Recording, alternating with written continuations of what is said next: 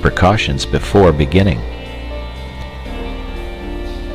Now that I have succeeded, if succeeded I have, in persuading you to admit to yourself that you are constantly haunted by a suppressed dissatisfaction with your own arrangement of your daily life, and that the primal cause of that inconvenient dissatisfaction is the feeling that you are every day leaving undone something which you would like to do, and which indeed you are always hoping to do when you have more time. And now that I have drawn your attention to the glaring, dazzling truth that you will never have more time, since you already have all the time there is, you expect me to let you into some wonderful secret by which you may at any rate approach the ideal of a perfect arrangement of the day, and by which, therefore, that haunting, unpleasant, daily disappointment of things left undone will be got rid of. I have found no such wonderful secret, nor do I expect to find it, nor do I expect that anyone else will ever find it. It is undiscovered. When you first began to gather my drift, perhaps there was a resurrection of hope in your breast.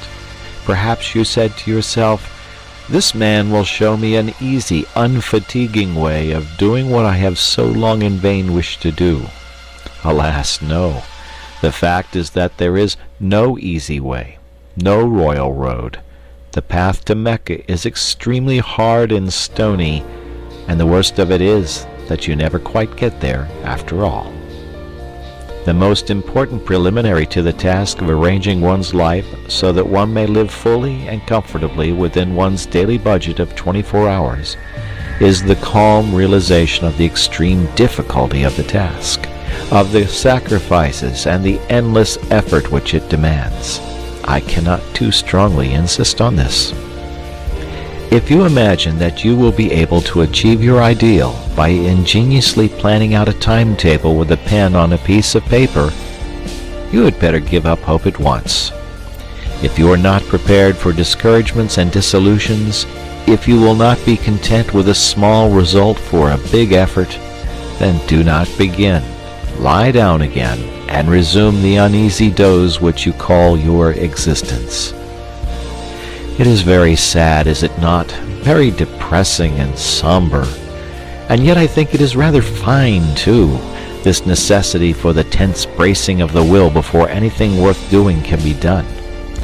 I rather like it myself. I feel it to be the chief thing that differentiates me from the cat by the fire. Well, you say, assume that I am braced for the battle. Assume that I have carefully weighed and comprehended your ponderous remarks. How do I begin? Dear sir, you simply begin. There is no magic method of beginning. If a man standing on the edge of a swimming bath and wanting to jump into the cold water should ask you, "How do I begin to jump?" you would merely reply, "Just jump. Take hold of your nerves and jump." As I have previously said, the chief beauty about the constant supply of time is that you cannot waste it in advance.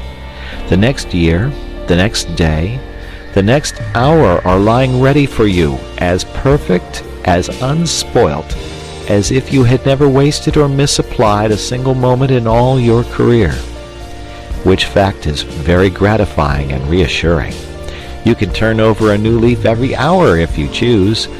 Therefore, no object is served in waiting till next week, or even until tomorrow. You may fancy that the water will be warmer next week. It won't. It will be colder. But before you begin, let me murmur a few words of warning in your private ear. Let me principally warn you against your own ardor. Ardor in well-doing is a misleading and a treacherous thing. It cries out loudly for employment. You can't satisfy it at first. It wants more and more. It is eager to move mountains and divert the course of rivers.